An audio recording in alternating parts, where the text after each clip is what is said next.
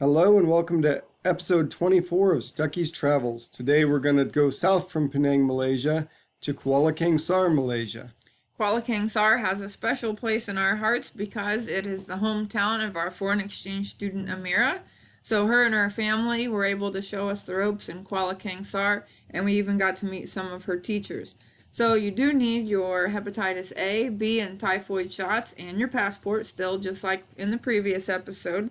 Some things to pick up while you're in Kuala Kangsar. Always some good magnets to be had everywhere you travel. But the really cool souvenir and the hard thing to bring back because they're a little bit fragile is the pottery of the region. It's called Labu Sayong. I probably mispronounced it. Amira can correct our Malay later.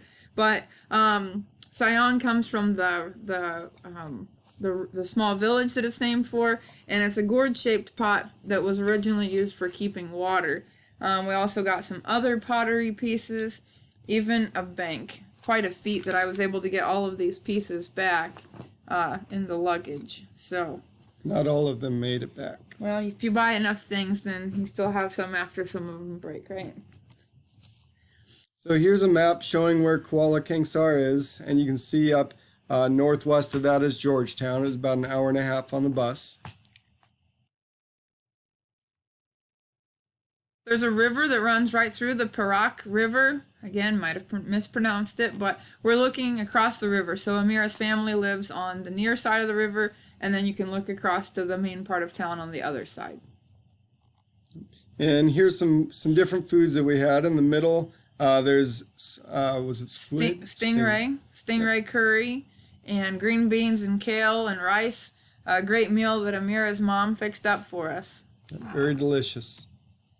That evening, we added some tilapia to the mix. Yep. Very good fish. Yep, very tasty. We also got to walk from her house to her school. So the bottom left corner is showing us sort of walking down the path and a lot of really awesome plants along the way. Yep, and then when we got to her school, you can see that on the right. There's also a nice poster. And Amira is on the poster, as you can see, blown up to the right-hand side as being the top student that year. So then the family was able to get a minivan for us to travel all around the town and see a lot of different places. This was actually the home of like the sultan of the state, or the leader of the state, or king of the state, however you want to say it. I believe it's pronounced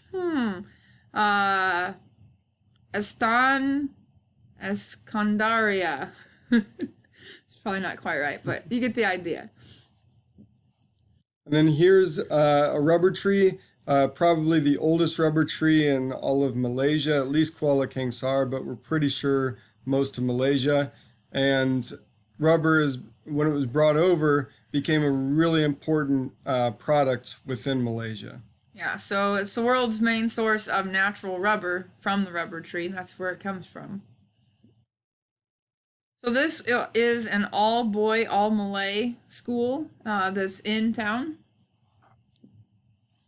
And then on the left, you can see a very old wooden mosque, and it's kind of the design that the museum in town kind of went after. Yeah, the Royal Museum. On the right, it is a gallery of arts and artifacts from the royal family.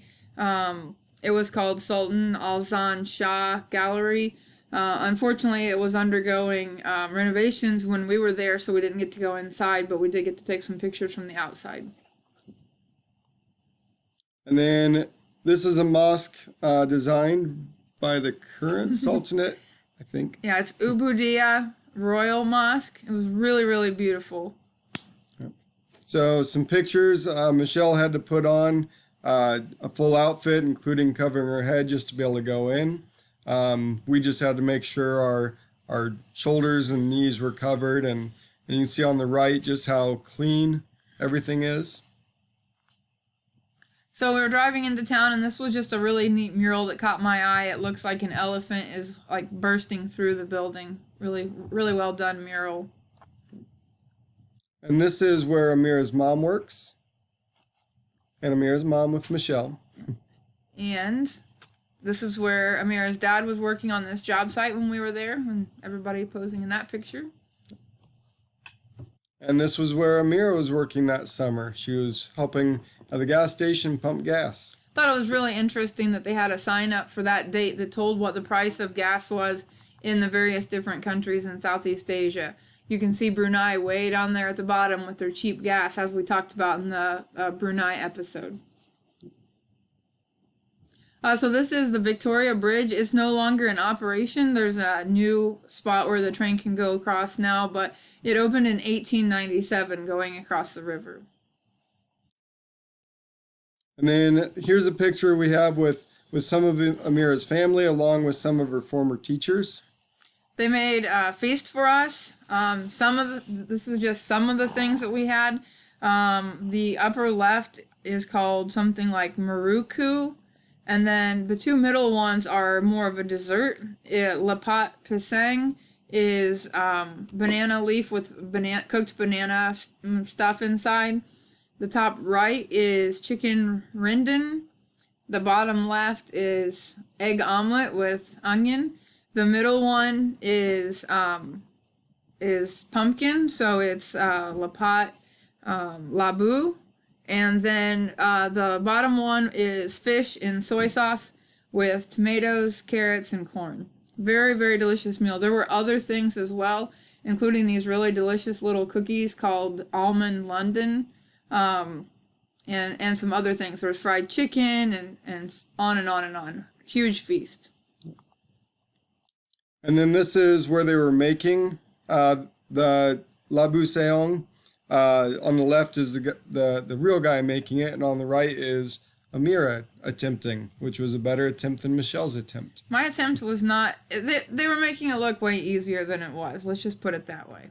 Yeah, apparently you don't push it down on the pedal at full strength right away. Who knew? So we went to a few different places that sold traditional pottery. It was really hard to resist. As Miles said, I brought back several pieces. Just a lot of really cool things. If I were to go back, I would bring back more pieces again. And then what was really neat was her brother, which is right here, it was in a dragon boat race while we were there. It was a tradition once a year. The old people or people that were maybe in their 30s or early 40s would race the young group that was in the teenagers. The teenagers normally, it's a school group. They'd compete against different schools, but this was a tradition to race against the elders. Yep, so Adam did very well, and here's another picture of them in full motion, and then a short little video clip that is showing his team winning the best 2 out of 3. So he got to go afterwards and sort of be part of a party, and he got kind of like a gift basket with different treats in it for being the part of the victorious team. So this was the resort we stayed in, which, as it turns out, wasn't too far from Amira's home. We didn't know that when we booked it, but turned out we were pretty close. Yeah, it worked out really well. We could look across the river and see the town. They even had a ping pong table for Luke to challenge Amira's dad. This is looking across the river at night from our hotel. Kai is an amazing magician.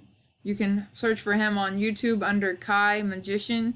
He did all sorts of sleight of hand tricks, and even did a Rubik's Cube trick for us that we'll put a video on up here so you can be as amazed as me. So I've watched it over and over and over and still can't figure out how it just magically gets all to be the right way.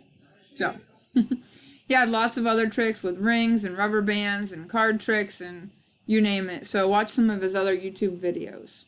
Very good. Next, we went to a chicken processing plant in the next morning. So this was a halal processing plant. So they make things that are, it's a very clean process, and it gets that stamp of approval on being something that the Muslim religion can eat. And then we went to a market in her town in the morning, and they had all sorts of things for sale. Breakfast foods, dinner foods, lunch foods. The fish up in the top left corner, on the far right of that picture, the 1 kilogram for 15 ringgit. That's the snakehead fish to make a muck. So this was the Sunday market. It is a special market that's only on Sunday, so it was larger than a normal market. So we were very lucky to get to be there during that time. You can see squid in the bottom right-hand corner. Just a lot of really awesome seafoods to choose from, but also a lot of other things. These are dried anchovies for making the national dish, nasi lemak. Which is pretty good. This is rambutan, so it it almost looks like, for us, it looks sort of like a sugar gum, like the seed pod that has the sharp pricklies on it. It's sort of like that on the outside, but on the inside it's a white fruit. And then here on the right, you can see popcorn. So they make popcorn everywhere. They do have corn that they grow over there. And on the left is noodle stir fry type stuff with soy sauce and other seasonings. But you can see how great the prices are. So it made it really easy for us to try a few different things. Actually, the order of the slides is a little bit off. We didn't eat as much here as we normally would have because we went to the teacher's house for lunch afterwards. So we're trying to save room. On the left, 14 pieces of candy for one ringgit. So 14 pieces for 25 cents. Why I only bought 28 pieces, I have no idea, because I'm pretty sure I ate like 20 of the 28 pieces that day. Really good candy. Wish I would have bought more. Next time, bags full. I think because we still have some left. No, we 9 don't months have later. any of that candy left. Anyway, and then on the right hand side, we did also go into some shops that had different types of clothing. We were able to get some like Adidas, and they had Nike clothes and different things like that. So it was nice to shop at a local market. So next time we'll be moving south to Kuala Lumpur. We'll be taking actually a train. So, we flew to Penang, then we took a ferry, then we took a bus, and then now we're going to take a train from Kuala Kangsar to Kuala Lumpur. See you in the next episode. Thank you. Bye.